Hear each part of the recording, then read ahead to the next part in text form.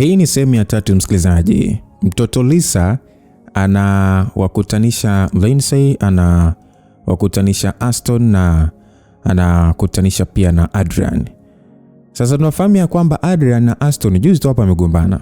Wamepigana kwa sababu ya Lindsay. Na Lindsay alivyokuwa nyumbani kapigiwa simu ya kwamba mtoto wake amepelekwa hospitali, kwa ikabidi aende kwa hospitali, na huko hospitali amekutana na Aston. Aston tumefahamu sasa ya kwamba yeye ni dokta. Sasa amekuja tena kupigiwa simu Adrian na kuambiwa taarifa ya mtoto kwamba yuko hospitali na yeye ameamua kuja hospitali. Sasa kufika hapo amekutana kuna Aston pamoja na Lindsay. Sasa kipi ambacho kinaendelea chumbani? Tunasonga mbele msikilizaji, langu jina ni Lucas Lumbas, mtayarishaji ni dada yetu Chuchu, na msikilizaji ni wewe hapo ambaye tunakuwa wote kuanzia dakika hii mpaka pale tutakapofika mwisho wa hii simulizi. Hey. I say, si nilikwambia uchane na mke wangu ama? Adrian alipomwona alimkimbilia na kuanza kumsukuma.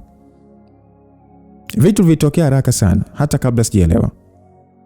Aston alishamsukuma Adrian ukutani na kumbana hapo. I say bro, mimi nakuheshimu sana, umesikia? Lakini ingekuwa ni vizuri sana kama ungejiheshimu. Ina maana hata mke wako mwenyewe unataka kuniambia kwamba haumwamini ama? Aston alikuwa amemwachia tu Adrian, lakini alikuwa akimwangalia kwa hasira na dharau sana. Nilijaribu kumtetea nikasema kwamba Aston, msamehe mume wangu, na mimi nimechanganyikiwa tu na hali ya mtoto. Nijaribu kumtetea Adrian ili Aston asije akatususia kutusaidia kwa nafasi tuliopo. Tunahitaji msaada kwa kadri tunavyopata. Asa Aston kwa hasira sana akasema kwamba acha kumtetea. Usitetee ujinga kabisa. Mbona haufanyi utumbo anaofanya mume wako? Ni kutokujielewa kwake tu bwana. Kwa hiyo acha kabisa kutetea mambo ya pumbavu. Aston alisema kwa hasira. Alitulia na kuvuta pumzi. Anyway, mimi nikuja kutaarifu zamu yangu imeisha, lakini nawakabidhi kwa daktari wa zamu inakuja. Japo hakuna shida, majibu ya vipimo tutapata kesho. Ingekuwa ni vizuri kama mkimwandalia chakula anachopenda sababu najua atamka na njaa. Aston alisema hivyo. Kisha akanisogelea na kunishika bega. Upate nafasi ya kupumzika. Kama kitu chochote kikitokea usisite kunipigia. Kisha akamgeukia Adrian na kujitambulisha kwa dharau. Dr. Aston Gown, daktari mkuu wa watoto hapa hospitali. Mke wako sio malaya kama unavyomfikiria. Alicheka kidogo kisha akatoka. Sio tu Adrian, hata mimi nilibaki mdomo wazi. Kwa namna fulani hivi nilimheshimu Aston zaidi. Adrian alibaki kimya kwa muda. Ni kama alipigwa mshangao fulani hivi na nilikuwa nimekwazika sana. Anadhani mimi namdharau kiasi hicho? Au anadhani mimi siheshimu familia yangu kiasi hicho? Amenidhalilisha sana. Nilipotazama simu yangu nilishtuka kuona muda wa kwenda kuwachukua watoto umefika. Nilitamani kwenda lakini najua Lisa akiamka atanitafuta mimi. Lakini kwa wakati huu natamani kuwaona watoto wangu wote. Natamani washike watoto wote mkono. Nina wasiwasi wakiwa mbali nami. Lolote linaweza kutokea. Ninaona kama ninashindwa kuwa mama bora kwao. Baada ya kuwaza na kuumia sana, niliamua kumpa Lisa kipaumbele na kumwomba Adrian akawachukua watoto. Usiku ulikimbia haraka. Kama nilivyowaza, Lisa alipoamka hakutaka hata nitoke upande wake. Ulipokucha majibu alitoka vizuri na hadi mchana tuliruhusiwa kuondoka kwa sababu Lisa alikuwa akiendelea vizuri kabisa. Sikumruhusu aende shule Ijumaa. Nilitamani nikae naye nione hali yake inavyokuwa, lakini bado pia nilihitajika kwenda kazini. Nilipata amani sana wifi yangu alipojitolea kukaa na Lisa. Nilimpeleka kwake asubuhi na jioni nilipotoka kazini nilimpitia. Ulikuwa ni wakati mgumu sana kwake na kwangu pia kwa sababu muda wote alitaka kuwa pembeni yangu. Nijitahidi sana kumpatia muda wangu, lakini ukiwa mama msikilizaji unakuwa na mambo mengi sana ya kufanya. Hadi kufikia Jumatatu, Lisa alikuwa vizuri kwenda shule. Na pacha wake Lau aliahidi kumwangalia ndugu yake. Lakini siku nzima kazini nilikuwa nikiwaza tu. Nilihakikisha simu yangu ina mlio ili niweze kusikia kama nikipigiwa tena.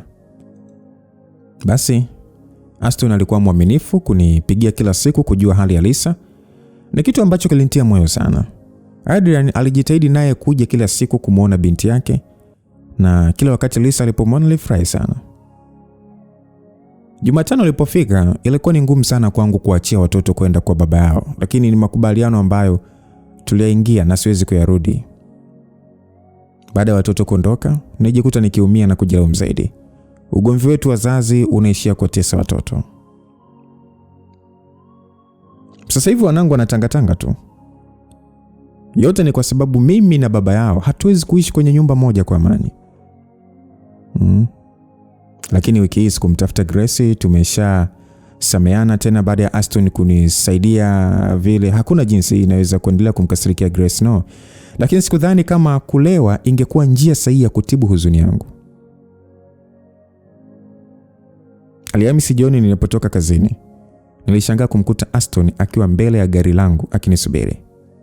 Nilimuita kwa jina lake la kiofisi nikijaribu kuelewa ni kitu gani hiki. "Niite Aston, nadhani itapendeza zaidi. Hapa tuko kazini Lindsay." "Labda wewe hauko kazini, lakini mimi bado nipo kazini."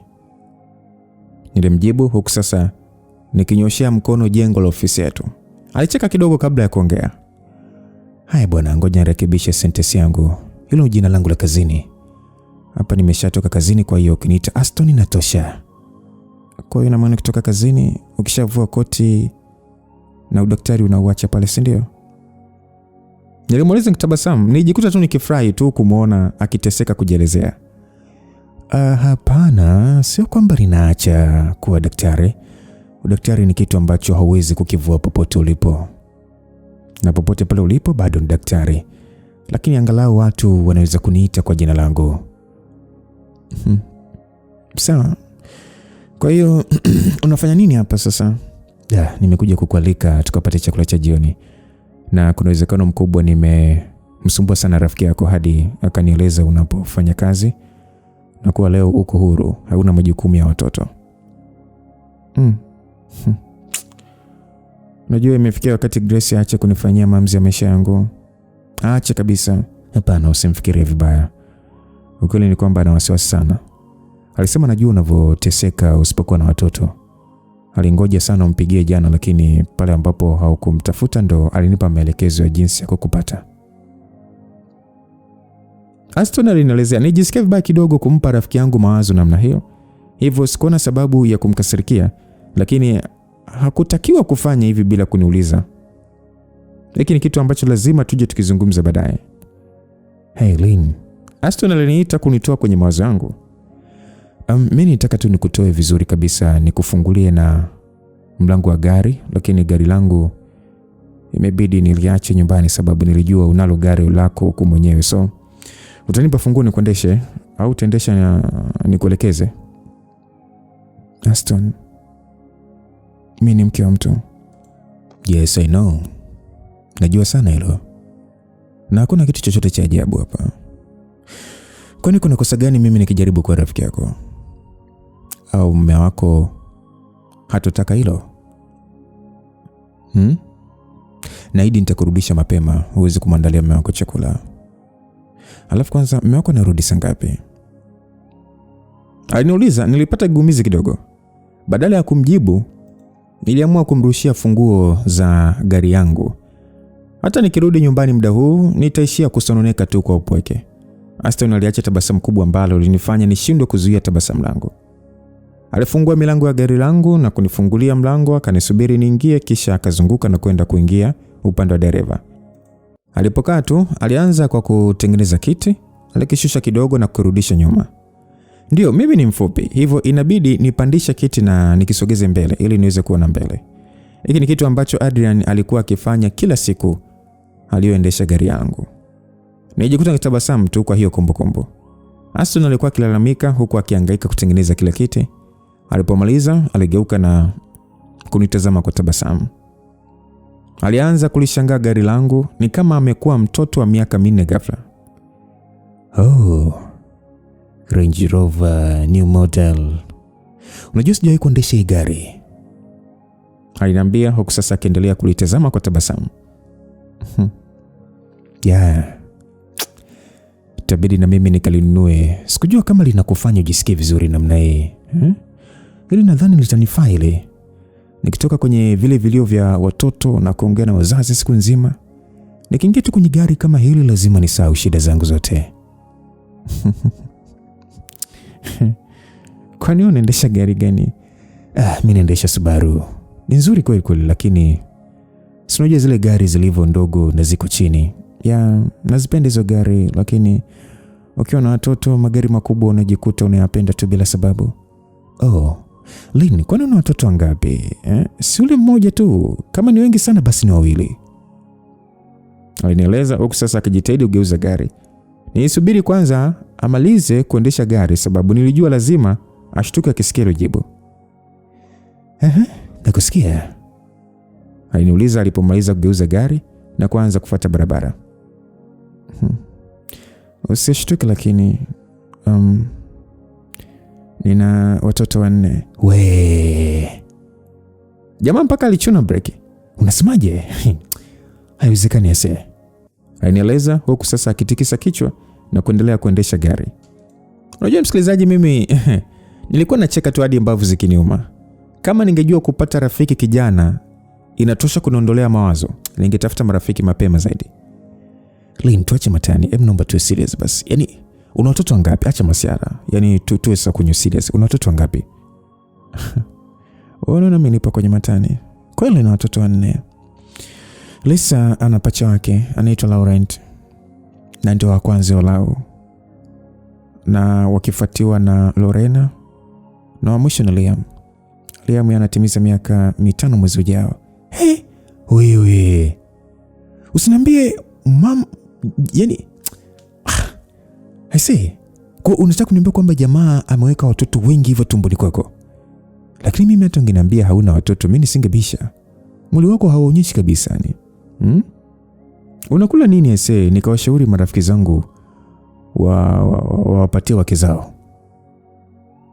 Aliniuliza sasa akinitazama na kurudisha macho barabarani. Hamna chochote cha tofauti ninachotumia, ni asili ya mwili tu. Aisee, kwa kweli mimi bado sijaamini ulichotoka kuniambia Lynn. Unajua ile siku nilivyokuuliza kama umemaliza chuo, haikutani. Unaonekana kama hao wanachua siku hizi. Tena na hivi sasa umekata zile nywele. Ile ndio kuzidi kwa mtoto ile mbaya. Ainaeleza kitu kilichonifanya nitabasamu msikilizaji. Ni muda sana tangu nijione mtu wa tofauti badala ya kuwa mama. Sikuona mwili wangu kama unavutia. Lakini haya maneno ya Aston yalinifanya nijione kwa jicho la tofauti. Baada ya muda kidogo, alipaki mbele ya ghorofa refu. Nilimtazama kwa sababu sikujua kama kuna mgahawa kwenye hilo ghorofa. Alishuka na kuzunguka haraka kunifungulia mlango, lakini alinikuta nimeshafungua. Akanisukuma ndani ya gari, akafungua mlango na kunifungulia tena. Hadi nashuka nilikuwa nikicheka tu. Aisee, unataka kuniondolea nafasi yangu ya kuwa gentleman? Alinieleza nibaki na tabasamu tu na kumfuata. Tuliingia kwenye lifti na kwenda hadi ghorofa ya juu. Tulipofika tulipanda tena ngazi ambazo zilitupeleka darini. Nilibaki mdomo wazi tu. Kulikuwa na mgahawa darini bwana. Hiki ni kitu ambacho sijawahi kujua. Tulienda kukaa kwenye meza iliyokuwa ukingoni. Alinivutia kiti kisha nikakaa. Nilikuwa nikicheka tu kama mjinga fulani hivi. Unajua hivi ni vitu ambavyo sijazoea kufanyiwa. Niliagiza wine lakini Aston aliagiza soda kwa kigezo cha kuwa atakuwa dereva wangu wa siku hiyo. Lynn, natumaini ya kwamba unaweza kula haraka sababu hapa ukishangaa kidogo tu huu upepo unapoza chakula. Ainieleza tulipokuwa tukiangalia menu za chakula. Baada ya kuagiza alinigeukia. Haya tuongee sasa. Unajua chakula kikija hatutaweza kuongea. Itabidi tule kwanza haraka. Tukishamaliza ndo tutarudi kuongea tena. Akisa kuna shida. Niambie sasa kuhusu wewe. Bwana usigeuze mada bwana. Hatujamaliza swala la wewe kuwa na watoto 4. Mimi nitakueleza kuhusu mimi, lakini bado mimi sijaamini. Jamaa alianza kulalamika. Nilitoa simu yangu na kumuonyesha picha za watoto wangu. Aston alibaki tu akisema wow. Ya, ndio hivyo. Okay, jina langu mimi umeshalijua tayari. Jina unalijua kuhusu miaka 32. Alisema na kutulia nilipomkata jicho. wewe sio miaka 28? Nilimuuliza mdau sasa nikinywa waini yangu. Aisee, yani kwa nini unanitazama hivyo? Hauko mwenyewe mwenye DNA nzuri bwana. Mimi na miaka 32 ndio. Hakuona marafiki zangu wote ni wababa tu na vitambi kabisa. Wamezoea kupikiwa na wake zao na hawana muda na gym kama mimi. Aston alisema huku sasa kinaonyesha msuli wa mkono wake. Nilicheka tu na kutikisa kichwa changu. Sawa, nimekubali. Endelea. Hamna kingine zaidi tu ya kuwa niko mwenyewe. Naishi na mbwa mmoja, wale wakubwa wa kuvunja mtu miguu. Na napenda kupika.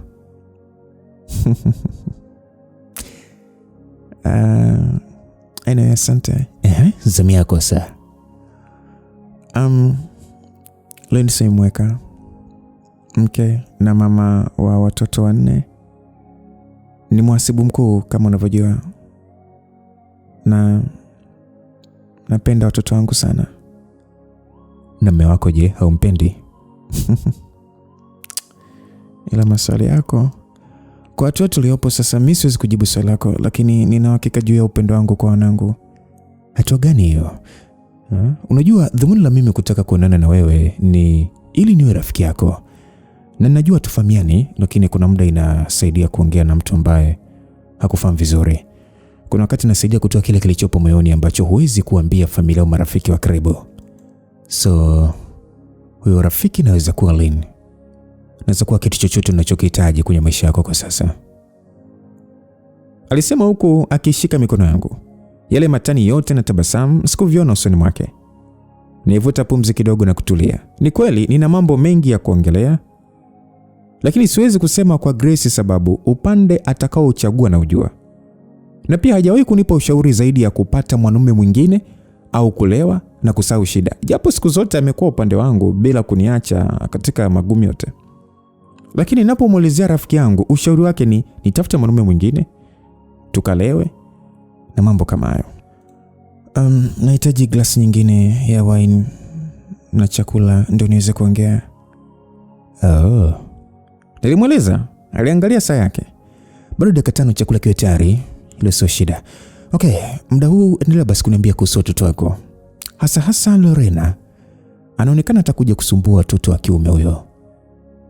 Aliniambia kwa kutabasamu. Niliacha tabasamu kubwa na kuanza kumuelezea kuhusu siku Lorena alipomremba Liam. Alimpaka wanja na poda na kila kitu. Na Liam naye alikaa katulia kabisa. Liam anampenda sana dada yake. Na dada yake anayatumia hayo mamlaka vibaya sana. Kumkeni Liam ni wa kiume. So Lorena ni mtu fulani ambaye unajua kuna wakati unamkuta akimpelekesha Liam hadi inaingilia, lakini Liam hana shida na hilo. Yaani hana shida. So chakula kilikuja na nilijitahidi kula haraka, lakini hatimaye kilipoa. Aston alimaliza mapema kabla yangu. Akabaki akinicheka tu nikila. Sababu nilikuwa nakula chakula cha baridi. Lakini hakikuwa kibaya sana. Nilipomaliza kula nilikunywa glasi nzima ya wine, kisha nikaletewa nyingine, ndipo nikaanza kuongea. Mimi na Adrian ambaye ni mume wangu tumetengana huko tukifuatilia talaka. Ni kwamba mimi na Adrian tulikutana tukiwa kidato cha 3. Nilimkataa na kumwambia tukifika chuo kama bahati mbaya au nzuri tukajikuta chuo kimoja. Alinisumbua hadi baadaye nikakubali kuwa naye. Na maisha yetu yalikuwa mazuri tu. Alinipenda na alijitahidi kuonyesha upendo wake. Na naweza kusema alikuwa na wivu sana. Msikilizaji, nijikuta nikitabasamu kwa hizo kumbukumbu. Niliendelea kumuelezea hadi kufikia hapa tulipofika, ambapo mimi sitamani kuwa naye na yeye hatamani kuwa na mimi. Aston alinitazama tu na kuvuta pumzi. Kwa hiyo unajisikiaje baada ya kutoa hayo yote kifuani? Baada ya kuniuliza hivyo, nilivuta pumzi na kuona kama mzigo mzito umetuliwa kwenye mabega yangu. Niliacha tabasamu tu. Vizuri sana, mimi sikutegemea kama ingekuwa hivi. Unajua, huu ndo ule wakati wa kunishauri, kuniambia nilikosea kumchagua Adrian. Mbona uongelei sasa?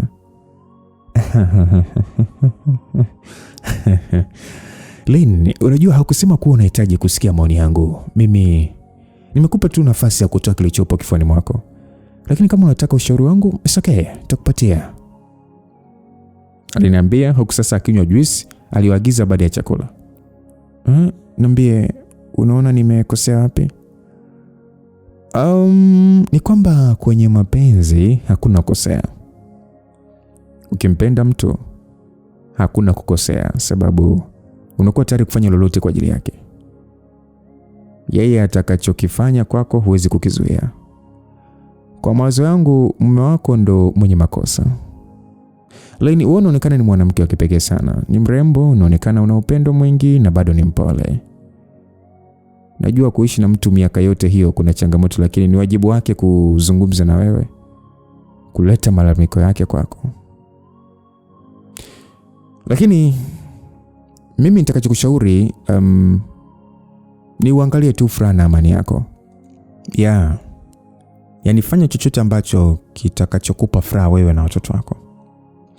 Kama unaona talaka itakuwezesha hivyo, sawa. Na kama unaona kujaribu tena kurekebisha ndoa yenu, ni sawa pia. Mimi ninachotaka ni uwe na furaha tu. Jamaa alisema huku sasa akishika mikono yangu. Nitabasamu tu kidogo, msikilizaji, kuzuia machozi kutoka. Kwa muda mrefu nimekuwa nikiwaza kuhusu hii talaka, lakini sijachukua hatua ya kuanza kufuatilia hilo. Siku zote nimekuwa nikiwaza furaha ya wanangu bila kujali namna gani kujitoa kwangu kuliniathiri. Usianze kuwaza huko. Usianzie kuwaza watoto. Hakuna kitu utakachoweza kuwasaidia watoto ukiwa kabrini. Inabidi uwe na afya nzuri kwanza. Alafu Lisa anakutegemea wewe zaidi ya mtu yote hapa duniani. Hivyo unatakiwa uwe hai na uwe na afya nzuri. Sawa furaha yako inatakiwa kipaumbele pia mama. Aston aliniambia ni kama vile alikuwa akisikia mawazo yangu. Aston alitulia kidogo kabla ya kuanza kuongea. Unajua, mamangu alifariki nikiwa na miaka 14. Aliuawa na baba yangu.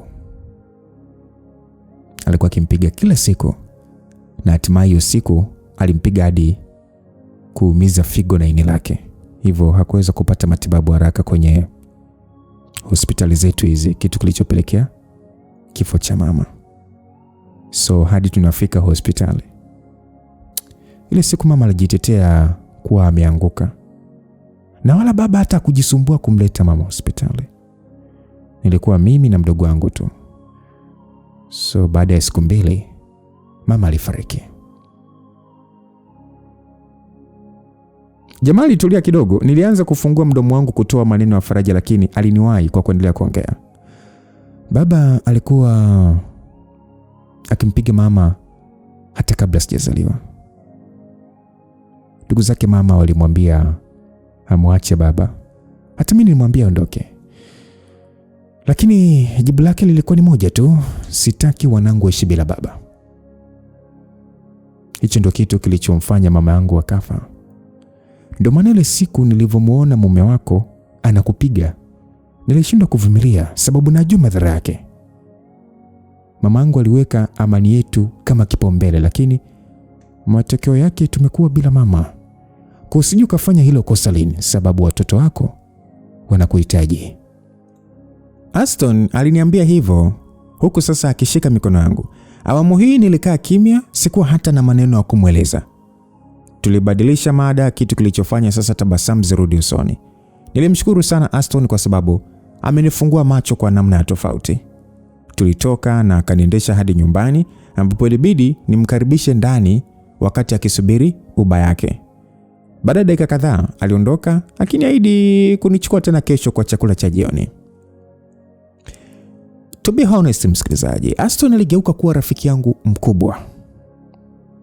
Kila wakati watoto walipoenda kwa babao, Tulikuwa tukienda kula chakula cha jioni pamoja. Nilipata nafasi ya kumjua vizuri na alipata nafasi ya kunijua vizuri. Naweza kusema amekuwa rafiki mwema wakati huu. Ninajua nikipata changamoto yoyote kati ya watu naweza kuwatafuta na ninajua atafanya lolote kunisaidia. Jina la Aston litakuwepo. Ni mwezi sasa tangu mimi na Aston tuanze kuwa karibu. Na leo watoto wamechukuliwa na baba yao.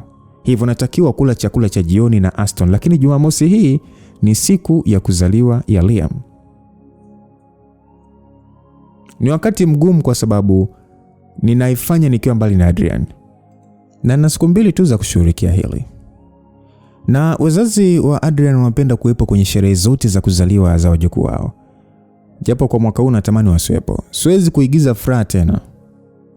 So nilifurahi kidogo Aston aliponipigia kuniambia hatutaweza kuonana sababu ana zamu ya usiku. Japo hilo halikunizuia kumuomba ushauri. Lakini kama awamu zote aliniambia furaha yangu ndiyo kipaumbele. Kwamba CEO wa furaha yangu ni mimi mwenyewe. So nilipotoka kazini nilienda kununua vitu kwa ajili ya mahitaji ya chakula na keki.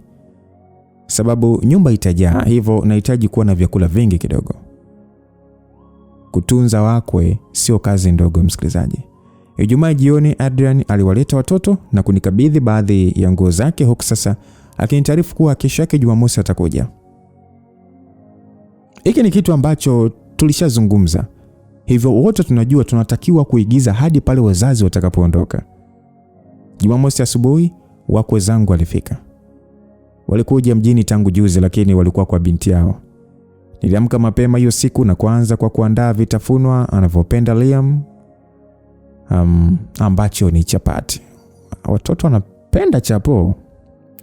Wakati nilipokuwa nikiweka keki kwa ajili ya kuoka, nilisikia kengele mlangoni. Nijitengeneza vizuri nikijua kabisa kuwa wakwe zangu wamefika. Nikatoka na kwenda kufungua mlango. Mwanangu mrembo. Jamani, mama mkwe wangu alinivuta na kunikumbatia kwa furaha sana. Mshikamoo mama. Nilimsalimia huku sasa nikitulia kifuani kwake. Marahaba. Naona unazidi kuwa binti tu. Jamani. Kila siku nikikuona najivunia mwanangu sababu naona kabisa kijana wangu hakukosea kuchagua. Aliniambia sasa akiniachia na kunitazama. Nitabasamu tu kumshukuru kisha nikamgeukia baba mkwe. Mshikamoo baba. Marahaba binti yangu. Mzaliwa na mama yako. Si unajua tena alivyo bwana. Aliniambia baba mkwe. Nitabasamu tu na kumpisha ingie ndani. Muda huo mama mkwe alikuwa ameshaingia ndani na bila shaka atakuwa ameshaenda kuamsha watoto. Mama mkwe wangu ni mwongeaji sana msikilizaji. Alafu ninachofurahi ni kuwa hana roho mbaya na ananipenda sana. Lakini mwanamke mwenye maneno mengi. Hata uzeeni kwake ni mwendo wa maneno. Lakini sasa mume wake ni mpole na mkimya.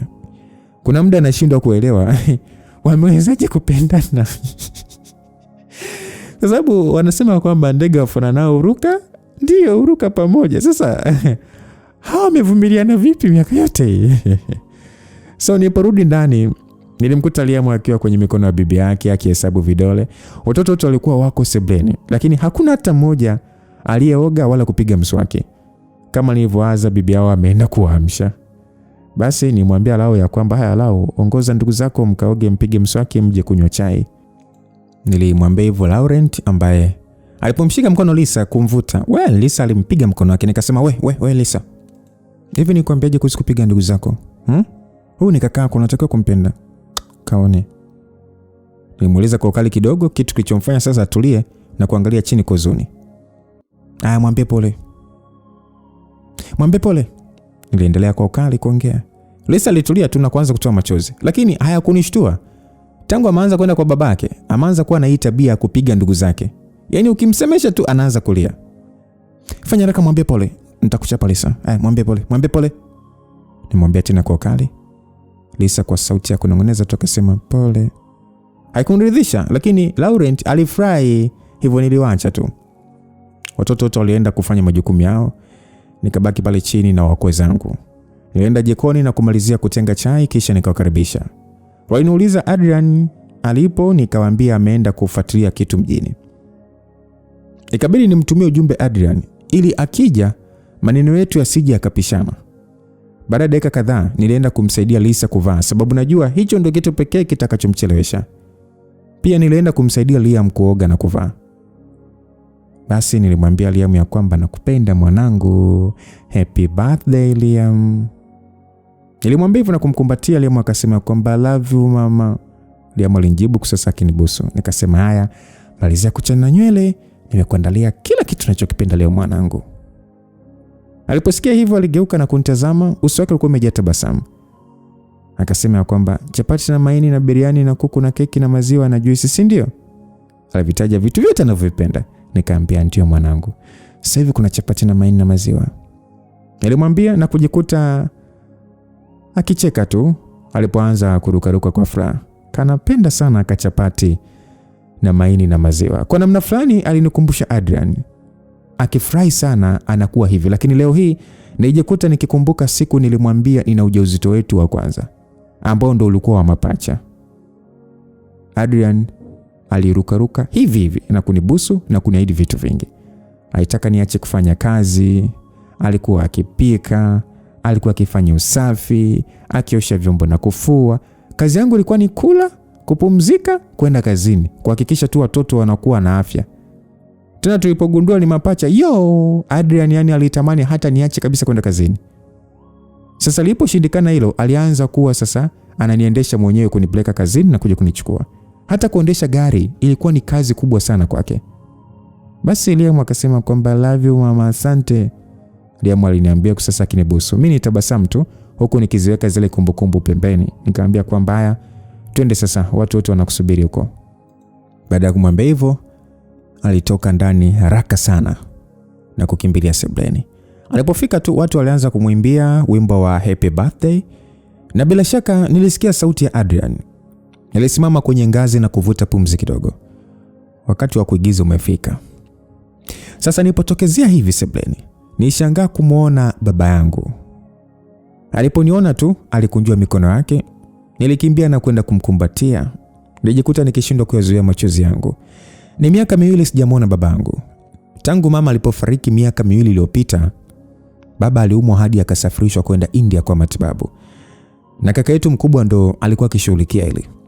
Hadi wiki iliyopita nilikuwa nikijua baba bado yuko India, na kaka aliniambia anaendelea vizuri. Lakini mimi sikutegemea kama ningemwona hivi karibuni. Binti yangu wa pekee. Aliniambia sasa kinikumbatia. Tulikumbatiana kwa muda kidogo kisha nikamwachia. Nimefurahi kukuona baba. Karibu. Nilimwambia sasa nikimkumbatia tena. Tulipoachiana awamu hii, Adrian ndo aliye nikumbatia na akanibusu kwenye shavu. Naona kuamka kwako mapema sio kwa bure mpenzi. Aliongea kwa sauti iliyofanya kila mtu asikie. Nilimtazama kwa tabasamu la uongo tu. Natumaini wazazi hawatalishtukia. Si unajua sina matani mimi. Nilimweleza sasa nikimpakulia. Niligeuka kidogo na kuona wazazi wakitutazama kwa tabasamu. Bin Adrian, tupewe tu show yetu. Tutaingiza pesa ya kutosha. Tulipata kifungua kinywa pale kisha shughuli za siku zikaanza. Ilikuwa ni kama bahati tu siku hii iliangukia Jumamosi. Watoto wote walikuwa nyumbani na hiyo ni pamoja na marafiki zao. Mpaka saa 7 hivi watoto walikuwa wamejaa nje wakicheza. Watoto wote wa marafiki zetu ambao wametokea kwa marafiki pia walikuwa wamejaa nje wakicheza na marafiki zetu ambao ni wazazi. Walikuwa ndani tukicheza na kunywa na kupiga story. Hadi kufika jioni nilikuwa nimechoka sana. Nimechoka kucheza, nimechoka kuongea, nimechoka kuigiza. Lakini furaha aliyokuwa nayo Liam ilinipa nguvu ya kuendelea kwenda. Basi babangu aliniambia kwamba hongera mwanangu, naona wajukuu wamekuwa. Liam ni kopi ya babake kabisa bwana. Babangu aliniambia hivyo. Ilikuwa ni jioni tumekaa wote, Liam akifungua zawadi zake. Wageni wengi walikuwa wameshaondoka. Kwa hiyo tulibaki sisi familia na wazee. Baba alikuwa akiniaga sababu alihitaji kuondoka jioni hiyo na mdogo wangu alikuwa ameshakuja kumchukua. Nitamani nipate nafasi ya kuendelea kukaa naye lakini naona hilo haliwezekani. Ndio, kila siku anazidi kufanana na baba yake tu. Nilimweleza sasa nikitabasamu. Tulikuwa tumekaa pembeni tukimtazama Liam akitabasamu tu na kurukaruka kila alipofungua zawadi. Basi baba aliniuliza kwamba mnaendeleaje nyewe wawili? Vizuri tu baba, tunamshukuru Mungu. Una uhakika? Auntie Alice. Liam alitamka hilo neno huku sasa akirukaruka na kutoa toi kubwa la gari kutoka kwenye boksi. Lakini jina la Alice ndio lilibaki masikioni mwangu. Liam alibaki kufurahia akasema kwamba nilikuwa natamani ile gari la Power Rangers. Alisema Liam huku sasa akiendelea kulishangaa ile gari kwa furaha. Safra aliyokuwa nayo Liam akaambia babake ya kwamba baba, mwambie Charles asante, nimefurahi sana. Liam alisema huku akitabasamu. Sasa mama mkwe alimuuliza mwanae akisema kwamba huyu Alice ndio nani? Liam anaonekana kumpenda sana. Huyu ni mfanyakazi mwenzangu tu, Liam alijibu. Baba alinishika mkono ndipo nikashtuka na kumsikia akiniambia nimwachie. Nilikuwa nimemshika kwa nguvu sana. Nilimwachia haraka na kusogea pembeni. Sikuweza hata kumwambia pole sababu nilijua nikijaribu tu kuongea nitalia. Na siwezi kufanya hicho kitu wakati huu. Kama nikulia nitaweza kulia nikiwa mwenyewe chumbani. Baada ya Liam kumaliza kufungua zawadi zote, baba aliniaga na kuondoka. Sikuongea chochote, niliinuka tu na kumkumbatia kwa muda mrefu.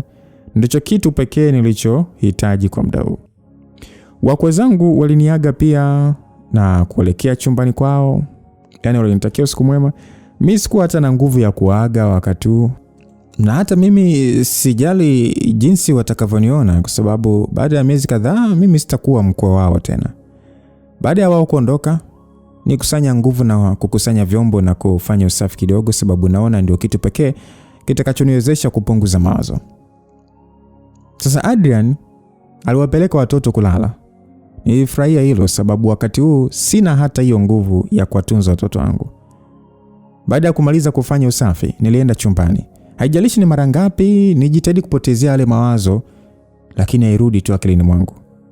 Nilipofungua tu mlango wa chumbani baada ya kuingia, machozi yalianza kunitoka. Akili ilianza kuzunguka. Nijiona kama ninanyang'anywa watoto wangu. Kwa nini Adrian anifanyie hivi? Kitu pekee nilichokibakiza ni watoto wangu. Kwa nini ajaribu kuwachukua na hao? Nilikuwa nikilia kama mtoto lakini nilijitahidi sana nisipige kelele. Simu iliita muda huo na nilipokea haraka baada ya kuona ni Aston. Nilishindwa kuongea, niliendelea kulia tu. Hey Lynn, shida nini? Niko hapo Australia, ongea na mimi. Aston aliniambia kwa upole lakini mimi sikuweza kuongea. Maumivu niliokuwa nayo yalikuwa ni zaidi ya uwezo wangu. Nilitamani niende sehemu nikapige kelele. Aston alivyoona siongei akasema ya kwamba Lynn, ninakuja nyumbani kwako kuchukua. Aliongea na kutulia kidogo asikie kama nitamjibu, lakini sikuweza kuongea hata. Niliendelea kulia, nitamani kuongea nimwambie asije au nimwambie nitakuwa sawa tu, lakini sikuweza kuongea. Alipoona siongei, alikata simu. Niliamua kutoka na kukimbia, kama Aston akija tutakutana huko na hata asipokuja mimi nitaweza kulia kwa amani. Nilivaa nguo zangu na kukimbia na raba kisha nikatoka. Nilipofika sebuleni, nilimkuta Adrian akiwa amekaa anaangalia TV. "Unaenda wapi?" aliniuliza. Ana haki gani ya kuniuliza hivi baada ya yote anayoyafanya? Sikumjibu hata kidogo. Nilivaa kofia yangu na kutoka na kuanza kukimbia. Nilikuwa nikikimbia huku nikilia. Sikuweza kuacha kulia. Akili yangu ilikuwa ikinikumbusha kila wakati jinsi nilivyohangaika na wanangu, kuwalea peke yangu, Adrian akiwa safarini sababu tulihitaji kutengeneza pesa. Kuna kipindi nilikuwa bado niko uzazi lakini Adrian akapata safari ambayo ndio iliyomfungulia mlango wa kupandishwa cheo. Nilibaki mwenyewe nikiwalea mapacha. Na Lorena wakati huo alikuwa ni mchanga. Kilikuwa ni kipindi kigumu sana kwangu. Sikupata ndugu wa kunisaidia na sikuweza kuleta msaidizi sababu mimi sikumwamini mtu yeyote kukaa na Lisa. Lakini pamoja na yote hayo, pamoja na kujitoa kwangu kote, pamoja na mimi kumuomba sana awaweke watoto wangu mbali na Hawara wake, Adrian akaamua kumpa huyo Hawara nafasi ya kujenga urafiki na wanangu mimi. Nilisimama baada ya kusikia kizunguzungu. Ghafla nilianguka chini. Nisikia tu sauti ya Aston ikiniita. Nilipofungua macho nimeona Aston alikuwa akiniangalia kwa jicho la kidaktari. "Lynn, unajisikiaje? Vipi kizunguzungu?" aliniuliza nilipokaa, huku sasa akianza kunimulika kichwa kama nimeumia. "Namna niko sawa tu." Nilishangaa kuona ninaweza kuongea. "Okay, basi inuka taratibu, inuka." Aliniambia sasa akinishika mkono. Alimpeka kwenye gari lake. Baada ya kunikalisha alileta mashine na kunipima pressure. Mimi nilibaki nikitabasamu tu. Alikuwa na wasiwasi sana. Sikujua kama kumuona Aston ingebadili hali yangu hivi. "Aston, mimi nimekuambia niko sawa tu." Nilimweleza nikikaa vizuri kwenye gari lake. Sawa, kama unasema hivyo ni sawa. Hata hivyo pressure yako sio mbaya. Hebu funga mkanda, kuna mahali nataka nikupeleke. We, unataka kunipeleka wapi saa 5 usiku Aston? Afu nimevaa nguo za michezo, mimi siwezi kwenda klabu. We mwanamke, mbona mwanzo potofu sana? Nani kakwambia nakupeleka klabu? Au sababu tukutane klabu ndio umeona yani mimi ni mtu wa starehe sana, si ndio? Kwa taarifa yako, mimi ni daktari. Aliniambia kwa utani tu. Nikasema ya kwamba nakumbuka hilo. Nilikukuta klabu ukitibu wagonjwa hadi nilipia dawa zangu. Wewe ni daktari mkarimu sana, sijaiona. Nilimtania. Aston alicheka sana bila kutoa macho yake barabarani. Hebu tuache utani Aston. Sasa hivi ni usiku sana, unanipeleka wapi? Lindsay, unaniamini? Aston aliniuliza hilo swali. Swali hilo linifanya nijihoji zaidi. Kama yeye ni muuaji na hivi ni daktari, usikute ndo wale watu wanaouza viungo vya watu. Au akinifanyia kitu chochote kibaya nitamlaumu nani? Lynn, Aston aliniita kwa sauti kubwa na kunitoa kwenye mawazo yangu. Unaniamini? Kama uniamini basi hakuna umuhimu wa chochote ninachojaribu kufanya, alisema, lakini macho yake yalijaa maumivu. Nakuamini Aston, nilimjibu, kitu kilichomfanya tabasamu na kuongeza mwendo. Haya, funga mkanda sasa. Ulikuwa ni mwendo wa dakika 20 kisha tukaacha lami.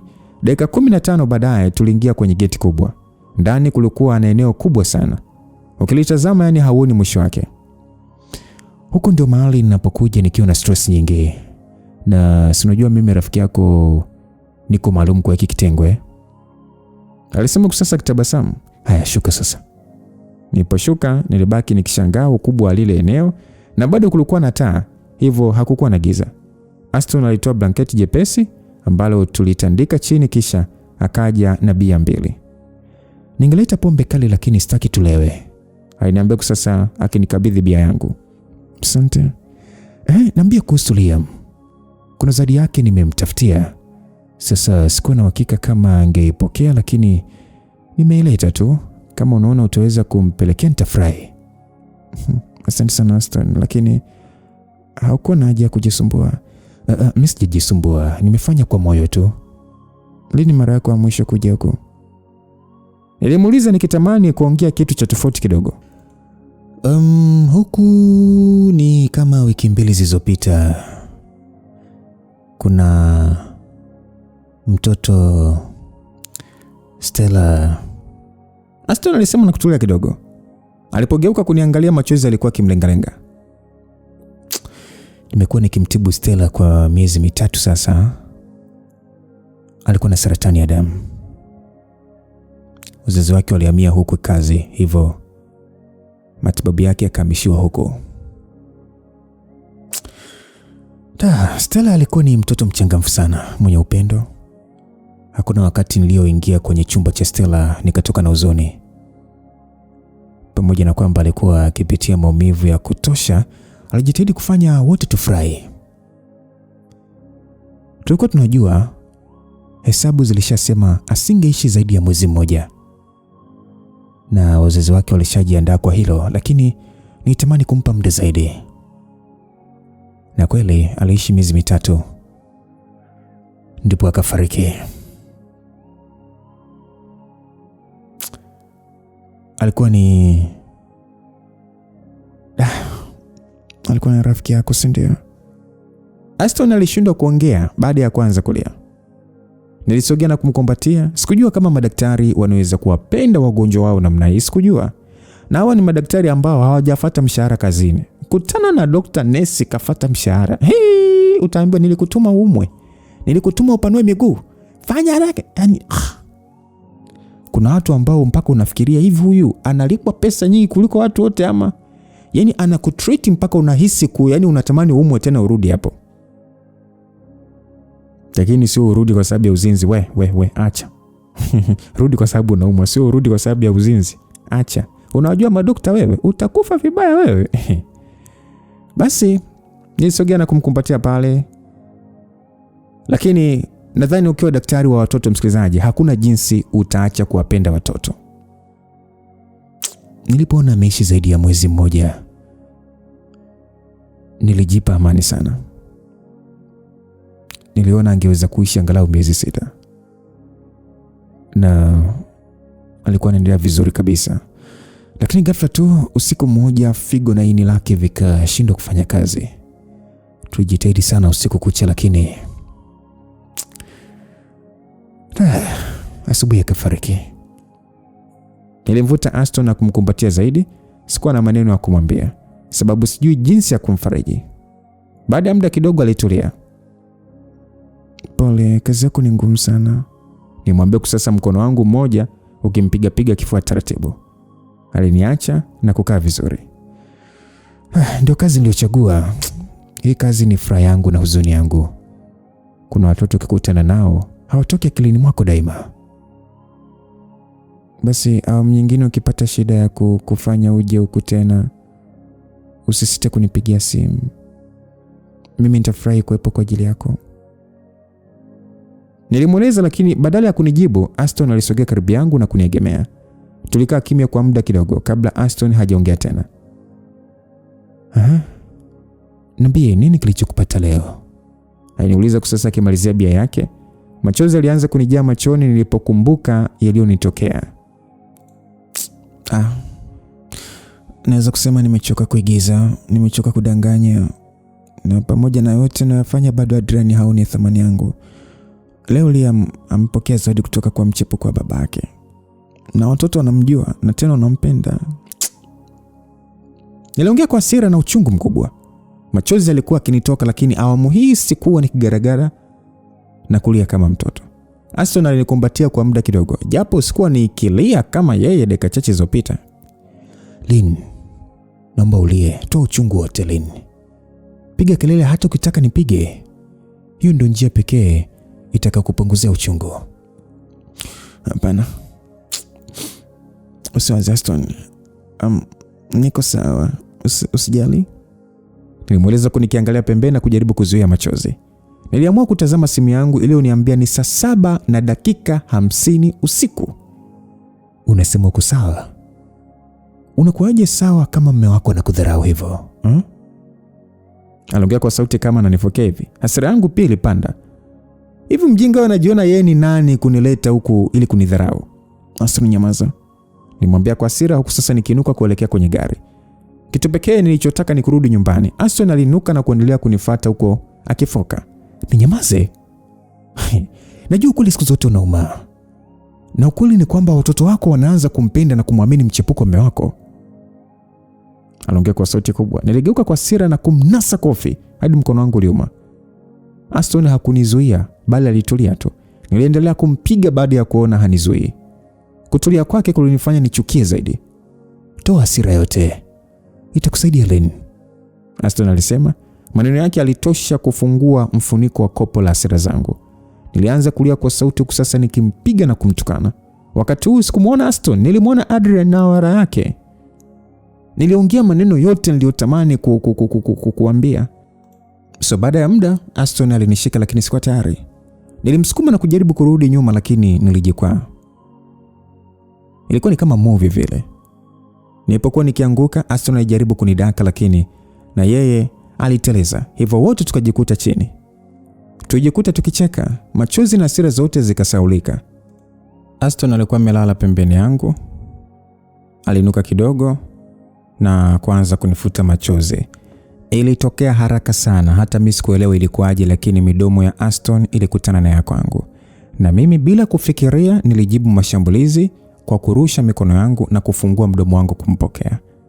Mkono wangu mmoja ulienda begani kwake na mwingine ukienda kuzishika nywele zake. Ndimi zetu zilikuwa zikishindana. Akili yangu iliacha kuwaza kwa muda huo. Nilijikuta nikizivuta nywele zake kwa nguvu kidogo, kitu kilichomfanya agune kwa raha. Hapo ndipo niliposhtuka. Niruka kama ni amenipiga shote. Lini, nisamehe, sijui nini kimenipata, lakini naomba nisamehe. Aliongea na kupata gumizi.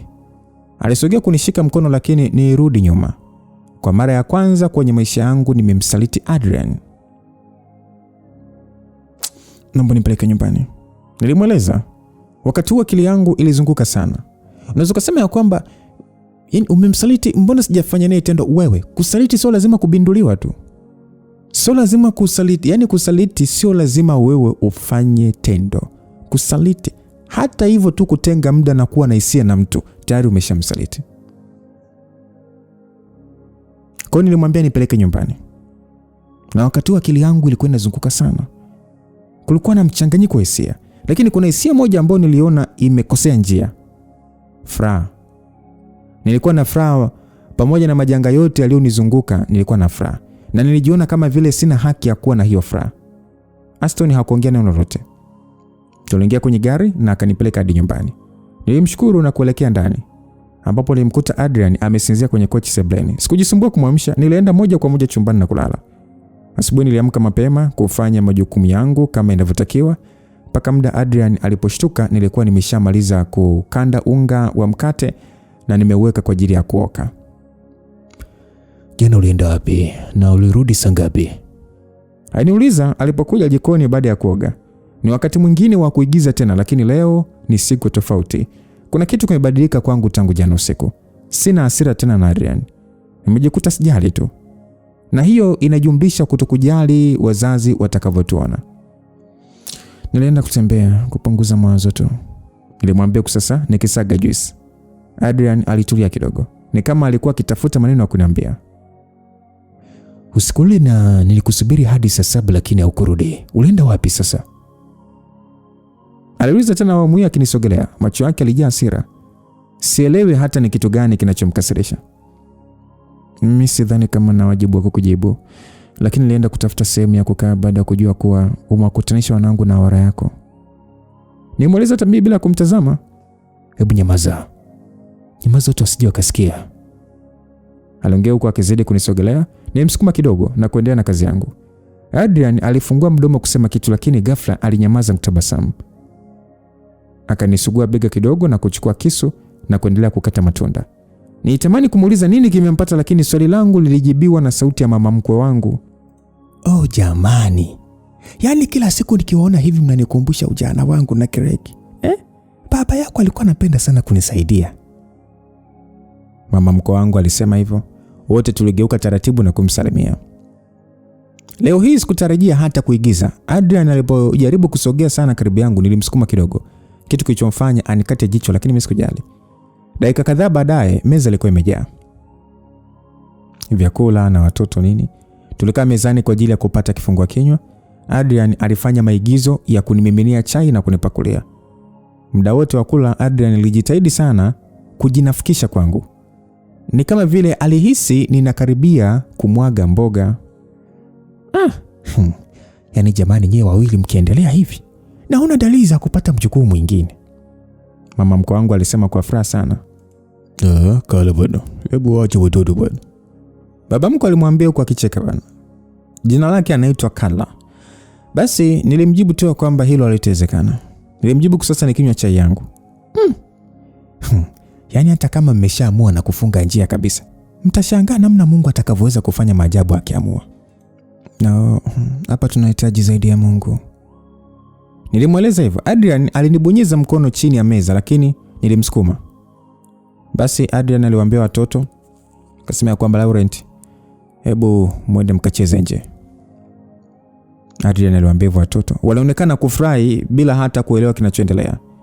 Mama mkwe alitulia kidogo na kunitazama. Wow.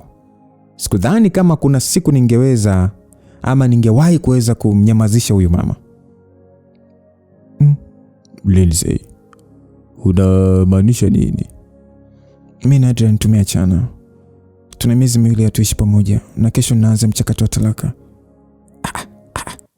Unamaanisha nini kwamba mnaachana? Mbona mnapendana hivyo jamani? Upendo wenu unaonekana kila mahali. Sasa mkisema mnaachana mna maana gani? Hakuna upendo mama. Tunaigiza tu ili kuwapa amani. Nilimjibu. Adrian alikuwa amekaa kimya tu. Ameinamisha kichwa. Umefanya nini hadi mwanangu ameshindwa kukusamea wewe? Au umepata mwanaume mwingine? Mama mkwe aliuliza kwa hasira. Sura yake ilibadilika. Ni sura moja ambayo sijawahi kuiona. Anauliza kwamba nimefanya nini hadi nimeshindwa kumsamea mtoto wake, kwamba uende nimepata mwanaume mwingine. Yaani uso wake ulijaa chuki dhidi yangu. Kwa nini unawaza mimi ndo nimekosea? ina maana ulizaa malaika? Hakuna kitu nilichokifanya maishani mwangu zaidi ya kumpenda mwanao, lakini kitu pekee alichokifanya ni kuchana tu moyo wangu. Nimjibu kwa hasira, machozi yakinitoka. Ile heshima yote niliyokuwa nayo juu ya huyu mwanamke imeshuka ghafla tu. Mwanangu alikupenda kuliko kitu chochote. Ni kitu gani ulichomfanyia? Sema haraka mwanamke nyoka wewe. Aliniambia kwa hasira, kisha akamgeukia mume wake. Si niliwaambia kuanzia mwanzo? Si niliwaeleza kabisa? Niliwaambia kwamba huyu mwanamke ni nyoka. Huyu mwanamke ni nyoka. Lakini mliona mimi mjinga. Mliona mimi haya, ona sasa. Imechukua zaidi ya miaka 10, lakini hatimaye rangi zake ndio hizi hapa. Si umeona? Ona anavyomfanyia mtoto wetu. Adrian amejaa huzuni, hana hata amani, na bado huyu mwanamke anamwacha. Hata amuonee huruma. Msikilizaji, Carla alikuwa ni mama mkwe wangu, sababu kwa matusi haya siwezi kuendelea kumheshimu. Na wala mimi siwezi kuendelea kumuita mama mkwe. Naomba tuelewane kabisa kwenye hilo. Carla aliyekuwa mama mkwe wangu, sababu kwa matusi haya siwezi kuendelea kumheshimu. Siwezi kabisa. Kwa hiyo Carla alimweleza mume wake, huku sasa akimsukuma kuonesha msisitizo. Wacha ujinga karibu. Acha kumchukua na binti wa watu bwana. Mbona amekuwa mwema sana tu? Kwa nini usiwasikilize wanachokisema? Baba mkwe alimwambia kwa hasira kidogo. Sijui huyo baba ameweza vipi kuishi na huyu mwanamke. Sasa tuwasikilize nini? Kila kitu kinajionyesha Craig. Huyu mwanamke ni nyoka. Kwanza ametuzalia mapooza tu. Hatuna hiyo historia kwenye familia yetu. Aisee msikilizaji, hayo maneno ni kama alitoboa moyo wangu. Aisee, wewe mwanamke umesemaje? Nimuuliza huko nikimsogelea. Sasa just imagine, from mama mkwe, from mama to mwanamke. Yaani hata hana hadhi ya mimi kumuita yeye mama. Ananiambia kwamba nimewazalia mapooza, kwamba hawana historia.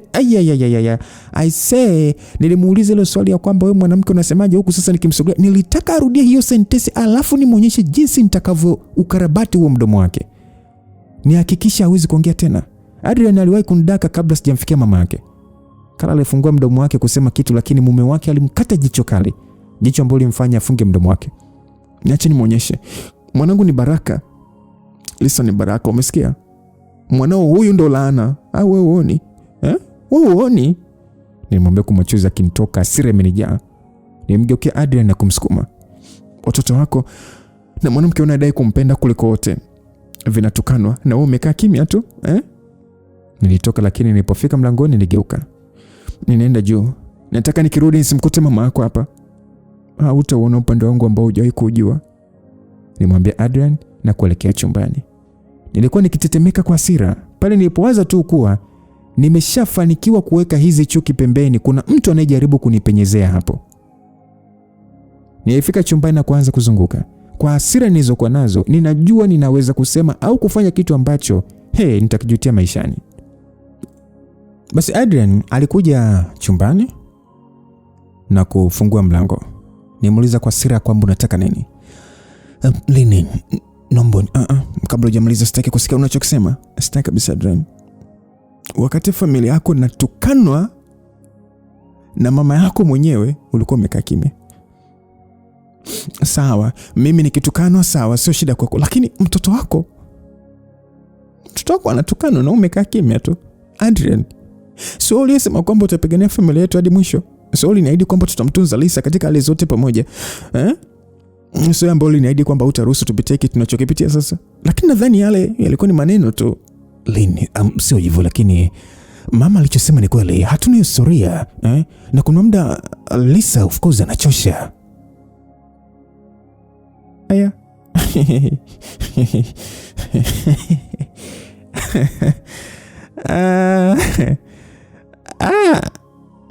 Msikilizaji, nijikuta nikicheka, lakini hakikuwa kicheko cha furaha. Kilikuwa ni kicheko cha huzuni na uchungu na hasira.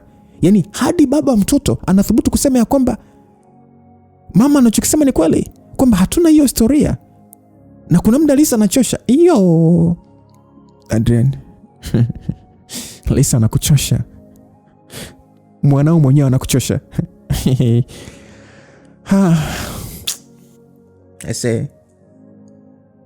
Sasa kwa nini ulikuwa unamchukua na wenzake? Usingemwacha tu hapa Kongo? Sikutaka uwaze tofauti. Ni wazo tofauti. Mungu wangu. Kwa hiyo hivi mmekuwa mkimfanyia nini mwanangu? Unajua sasa hivi tabia halisi imebadilika. Lakini sikuwaza sababu najua wewe ni baba yake utamtunza, lakini kumbe Mungu wangu. Mungu wangu. Nilisogea na kujigemeza ukutani. Adrian, naomba muondoke wewe na familia yako kabla hamjapotelea kusikojulikana. Naomba muondoke. Nilimwambia kwa hasira na kutoka chumbani.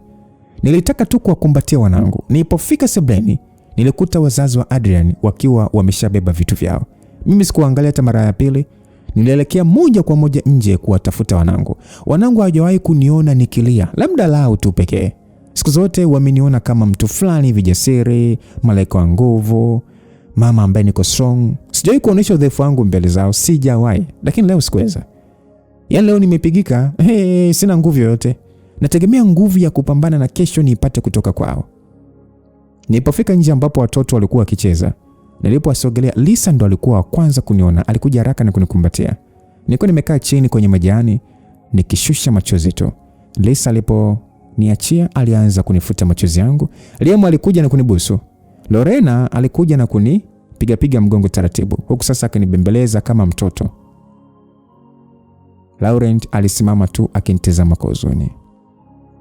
Ninyosha mkono wangu na kumuita. Alisogea na kunikumbatia.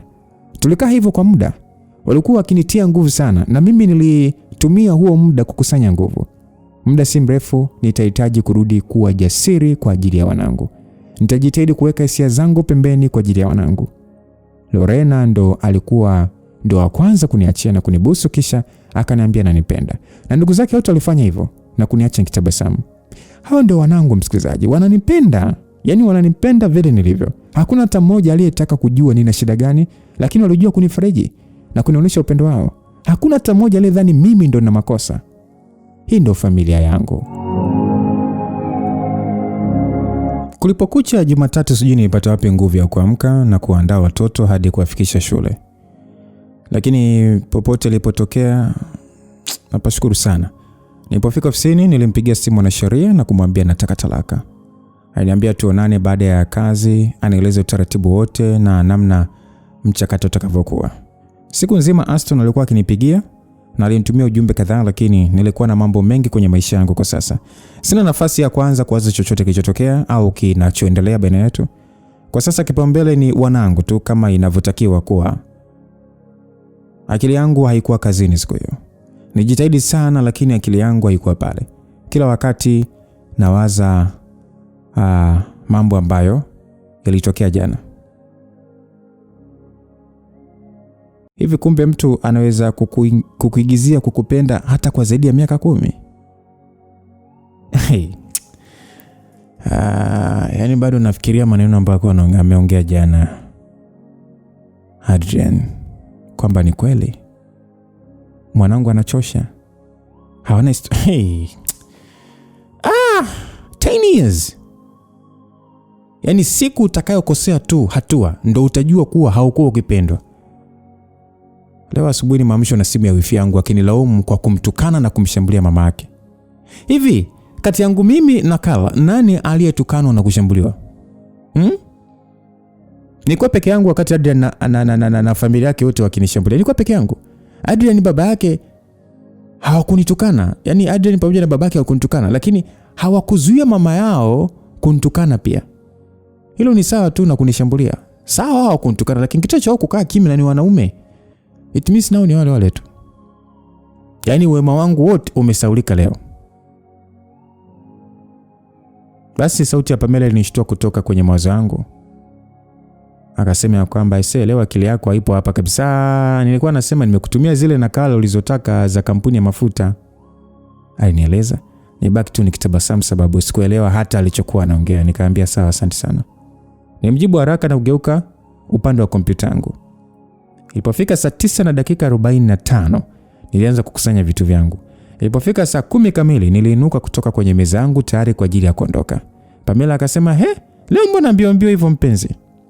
Pamela aliuliza aliponiona nimeinuka kwa haraka kama nakimbizwa. Nikamwambia kwamba kuna mahali natakiwa niende kabla ya kwenda kuchukua watoto, hivyo inabidi nikimbie. Nilimweleza kwa sasa nikiwa nimeshafika kwenye mlango wa ofisi yetu ambayo tunaitumia pamoja. Pamela akasema kwamba nikajua leo ndo nitakupata kwa ajili ya ile issue. Aliniambia kwa sasa akikusanya vitu vyake. Nilibaki tu kuguna tu sababu sikuwa hata nikumbuka chochote.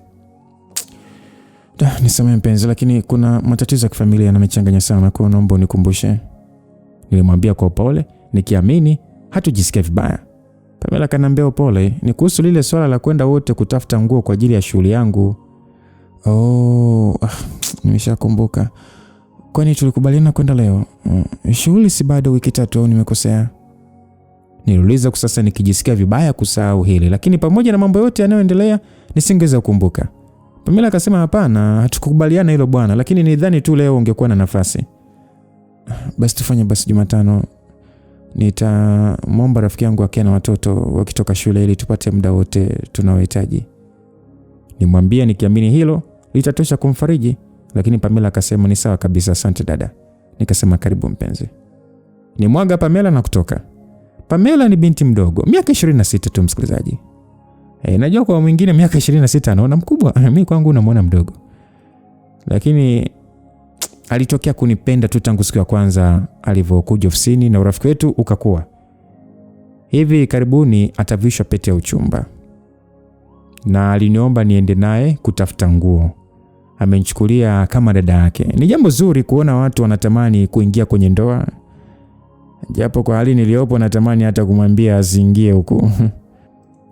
Nachokifanya hapa kanikumbusha pia msikilizaji mmoja, nadhani anaitwa Hamisi Ramadhani, alisema yani aliyoko single anataka ndoa na aliyoko kwenye ndoa anatamani kuwa single.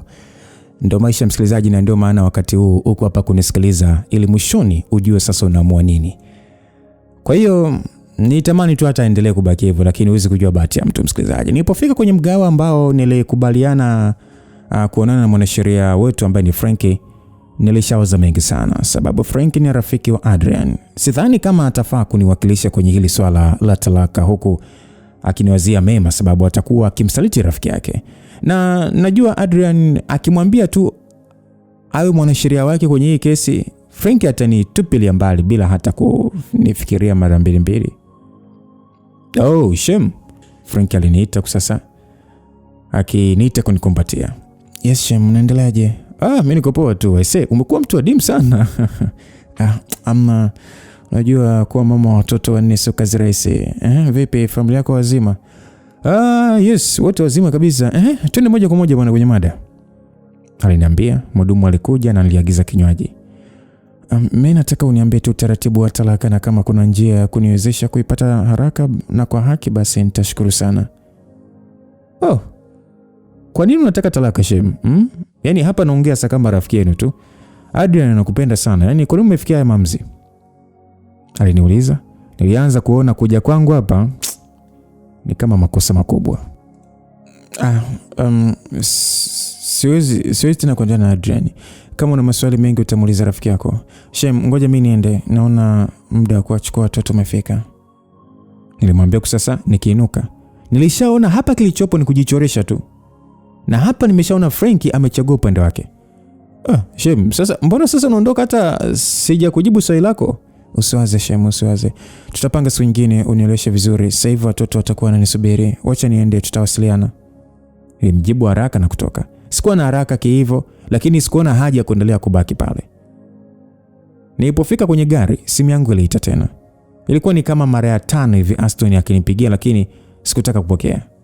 Niliingia kwenye gari na kuelekea shuleni kwa watoto. Nilitamani tu hii siku iishe. Jumatano Grace alinikubali kuwachukua watoto na kuangalia hadi nitakaporudi nyumbani. Siku yangu na Pamela ilikuwa nzuri sana. Nilipata nafasi ya kupumzisha akili yangu, huku sasa nikiwaza kesho kuomba ruhusa kwenda ustawi wa jamii kuanza rasmi taratibu za kupata talaka yangu. Baada ya kuchagua sana, hatimaye Pamela alipata nguo aliyoitaka. Nilikuwa nimechoka sana, lakini angalau akili yangu ilikuwa imetulia kiasi. Nilipofika nyumbani nilimkuta Grace akicheza na watoto, lakini macho yangu yalianza kumtafuta Lisa. Tangu nisikia yale maneno kutoka kwa mama yake Adrian, siwezi kumwamini Lisa na mtu yoyote hata kama ni Grace. Nilipomwona Lisa akikimbizana na Liam, nafsi yangu ilitulia kidogo. Nilimshukuru nikasema kwamba asante G, umeniokoa sana leo. Grace akasema kwamba usiwaze mpenzi, siku zote mimi niko hapa kwa ajili yako. Alafu nimesikia hatimaye unaanza taratibu za talaka. Nimefurahi sana. Huyo mpuuzi hakustahili hata ni kuendelea kuwepo kwako. Grace aliniambia hivyo, nijikuta nikitabasamu baada ya kusikia maneno yake. Nimuuliza kwamba kwa hiyo Frank ni mbea kiasi hicho ama? Nimuuliza kunikitabasamu. Gia akasema kwamba si unajua wale ni kikundi cha marafiki. Kwa hiyo alimpigia Steve kumuomba ushauri. Na unajua Steve hawezi kunificha kitu. Aliniambia kwa kukaa kwenye kochi. Ni ukurasa mpya wa umbea tunaufungua msikilizaji. Wanangu walikuwa kicheza, hata hawakuwa na muda na mimi. Baada tu ya kunisalimia walirudi kucheza. Ndio maana nimeanza nitafute mwanasheria mwingine kwa sababu nimeona yule Adrian akimwambia chochote atafanya. Na hata mimi ndio nilikuwa nakusubiri ni kuambia uachane na yule chawa. Cha msingi hapa ni kutafuta mwanasheria mwingine ambaye yani hatufahamiani naye, yani hafahamiani na hao wanaume kabisa. Tena akiwa mwanamke itakuwa vizuri sababu si ataelewa changamoto zako zaidi. Jia alinieleza na niliona ni wazo zuri kabisa, lakini napata wapi huyo mwanasheria mwanamke? Hata hivyo niliwaza kesho niende ustawi wa jamii sababu katika kufuatilia kwangu nimeelezwa kuwa hiyo ndio sehemu ya kwanza. Hapo ndo watatupa kibali cha kwenda mahakamani. Kwani hiyo kesho naenda saa ngapi? Nitaomba ruhusa kwenye mida saa 5 hivi nadhani. Basi na mimi nitaomba ruhusa kesho nikusindikize. Kama wakihitaji shahidi mimi nitakuwepo na nitakuwa nipo tayari kabisa. Grace aliniambia, sijui nilifanya nini kustahili rafiki mwema kama huyu jamaa. Nilimvuta na kumkumbatia.